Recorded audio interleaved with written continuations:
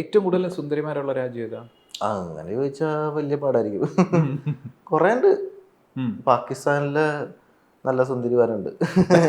എനിക്ക് അങ്ങനെ തോന്നി.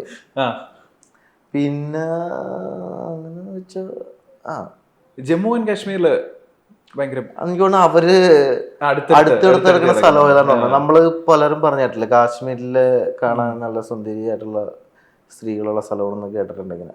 അതുപോലെ തന്നെ അപ്പുറത്തും പാകിസ്ഥാനിലും പാകിസ്ഥാൻ സൈഡും.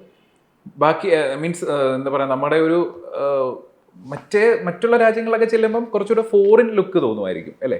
ഇപ്പൊ ഞാൻ അർജന്റീനയിൽ പോകുമ്പോ സായിപ്പന്മാരെ പോലെ ഇരിക്കും, പക്ഷെ ഒരു ബ്ലാക്ക് ഹെയർ ആയിരിക്കും നമ്മുടെ പോലെ. ഞാൻ കൂടുതൽ ശ്രദ്ധിക്കണ ഇവരുടെ പ്രത്യേകതകളാണ്, ശരീര പ്രത്യേകതകള്, ഹെയർ, സ്കിന്ന് എങ്ങനെയാണ്, മുഖത്തിന്റെ ഷേപ്പ് എങ്ങനെ ഇരിക്കും. ഞാൻ കൂടുതലും അതാണ് ശ്രദ്ധിക്കണം. എനിക്കൊരു ഫോട്ടോ കണ്ട ഈ സൗത്ത് ഏഷ്യൻ രാജ്യങ്ങളിലെ ആൾക്കാരെ ഏത് രാജ്യത്തു നിന്നാണ് എനിക്ക് മനസ്സിലാൻ പറ്റുന്നത്.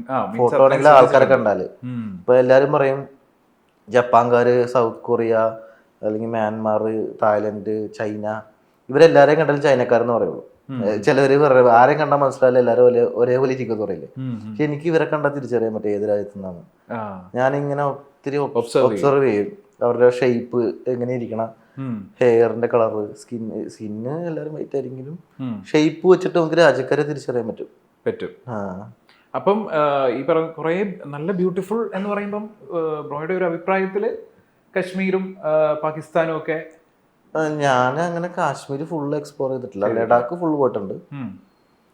കാശ്മീർ പോകണം, ഞാൻ അത് പ്ലാൻ ചെയ്യണം. ഞാൻ കുറെ ലോക്കൽ സ്ഥലങ്ങൾ ഇതുവരെ കാശ്മീർ പോയിട്ടുണ്ട്, ശ്രീനഗറും എല്ലാം. പക്ഷെ ഇതുപോലെ ഗുൽമാർഗ് അങ്ങനെയുള്ള കുറച്ച് സ്ഥലങ്ങളൊന്നും, ഈ പെഹൽഗാം ഒന്നും ഞാൻ ഇതുവരെ പോയിട്ടില്ല. ഇനിയിപ്പോ സെക്യൂരിറ്റി ഇഷ്യൂസ് ഒക്കെ ഉണ്ടായിരിക്കും മേ ബി.